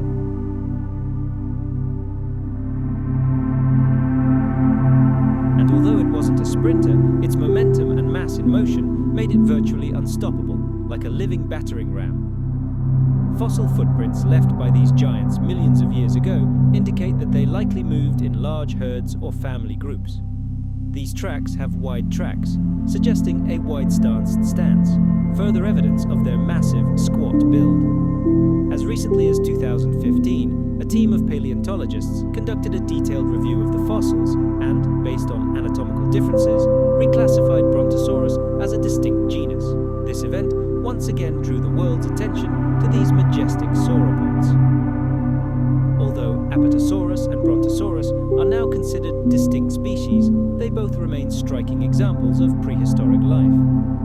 Apatosaurus represents the pinnacle of Jurassic sauropod evolution, a creature striking in its powerful build and imposing size. Each new study of this dinosaur provides us with invaluable information about the biomechanics of these gigantic creatures, their feeding strategies, social behavior, and the crucial role they played in shaping the ecosystems of their time. Its enduring fame reflects the awe and wonder these giant thunder lizards still evoke in us. Now let's meet another inhabitant of the same lands, Camarasaurus. This genus of sauropod lived during the late Jurassic period, approximately 145 million years ago. Its name translates as chambered lizard and refers to the remarkable feature of its vertebrae.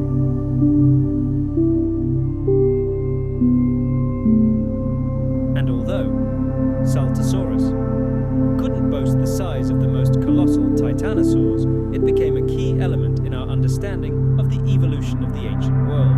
Its discovery provided the first irrefutable evidence of something paleontologists had previously only guessed at. Some sauropods wore actual bony armor fused directly into their skin. This unique defense system set them apart from most other long-necked dinosaurs and has given us a deeper understanding of the incredible predator pressure these herbivorous giants faced. Let's appreciate its scale. Saltosaurus was a medium-sized sauropod, reaching a length of around 12-13 meters, about the size of a modern city bus, and weighing between 7 and 10 tons, comparable to a large African elephant.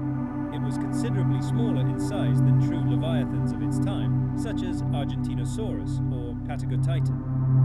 Saltosaurus, which inhabited the vast expanses of South America during the twilight of the Age of Dinosaurs, possessed a unique armor system.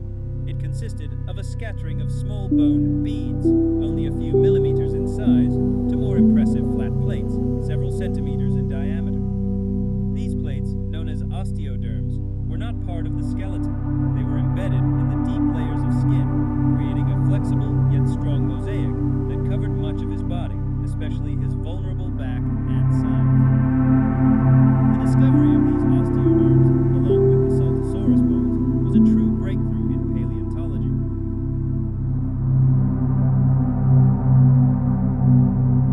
Until then, it was believed that sauropods, to which this lizard belonged, relied on three main factors to defend themselves from predators: their enormous size, the safety of a large herd, and the crushing blows of their powerful tail. But the presence of armor on Saltosaurus opened a whole new chapter in their defensive tactics, revealing a far more direct and personal form of protection. This armor would have been extremely effective against the teeth and claws of the largest predators of the era, such as the fearsome Carnotaurus, a true terror of the Cretaceous period of South America. While the osteoderms were not completely impenetrable, they undoubtedly gave Saltosaurus a decisive advantage, allowing it to survive attacks that would have been fatal for other herbivores. Saltosaurus possessed a unique defense system that made it a very difficult target. It was incredibly difficult for a predator to deliver a fatal bite or tear the animal's flesh. This type of dermal armor is usually associated with completely different groups of dinosaurs, such as ankylosaurs or nodosaurs, whose bodies were covered in a solid, often spiky, shell. In Saltosaurus, however, this armor was much less rigid. It allowed for greater freedom of movement while still remaining extremely effective defense. However, this lizard's defensive strategy wasn't limited to armor alone.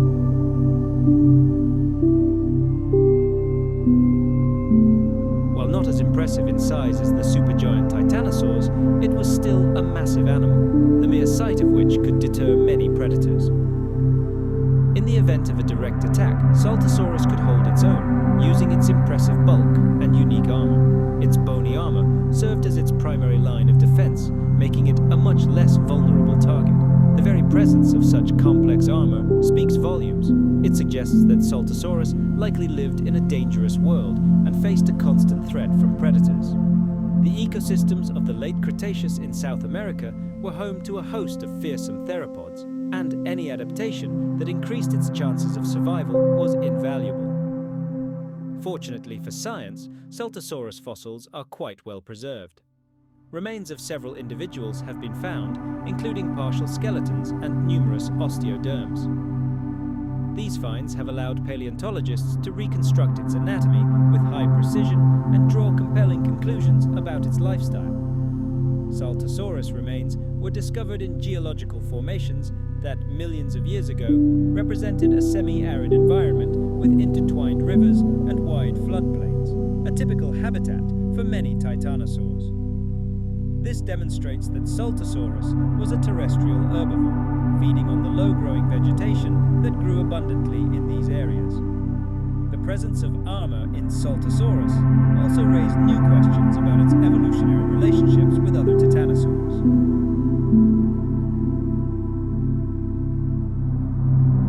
Titanosaurs represent the most diverse and successful group of sauropods, completely dominating terrestrial ecosystems worldwide throughout the Cretaceous period, from approximately 145 to 66 million years ago.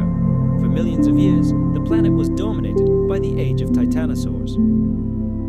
Their name, named after the mythical titans of Greek mythology, perfectly reflects their often colossal size and incredible species diversity. These creatures are rightfully considered among the largest land animals ever to walk the earth. However, their true significance lies not only in their impressive size, but also in their remarkable evolutionary history, which led to the emergence of a multitude of forms, adaptations, and distribution across the planet. Titanosaurs evolved from earlier sauropod lineages as early as the Jurassic, but their true heyday came during the Cretaceous. They became the dominant large herbivores on virtually every continent, occupying ecological niches previously occupied by other sauropod groups, such as diplodocids and brachiosaurids. By the mid-Cretaceous, the numbers of these older lineages had declined significantly, or they had become extinct altogether. The success of titanosaurs can be attributed to a combination of factors, including their remarkable ability to adapt to diverse environments and evolutionary innovations that allowed them to successfully compete with other species.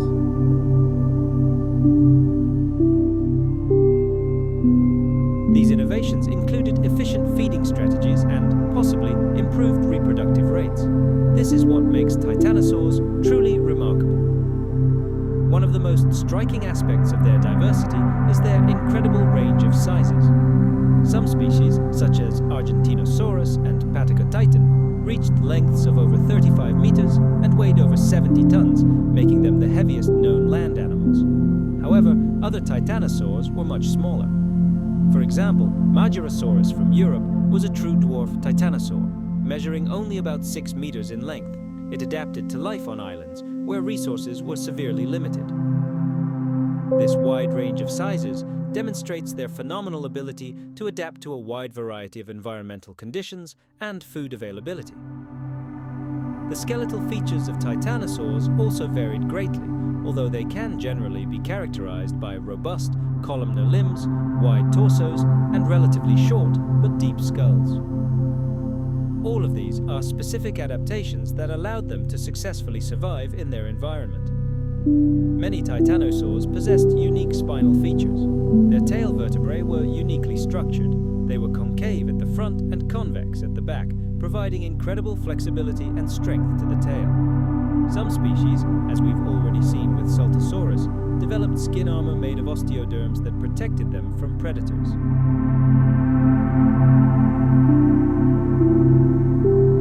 Others, such as Dreadnoughtus, possessed exceptionally strong and massive skeletons, capable of supporting their colossal weight. But the best evidence of titanosaurs' success is their global distribution. Their fossils have been found on every continent, including icy Antarctica, suggesting they were incredibly effective colonizers. During the Cretaceous, the ancient supercontinent Pangaea continued to break apart, creating new land masses and oceans.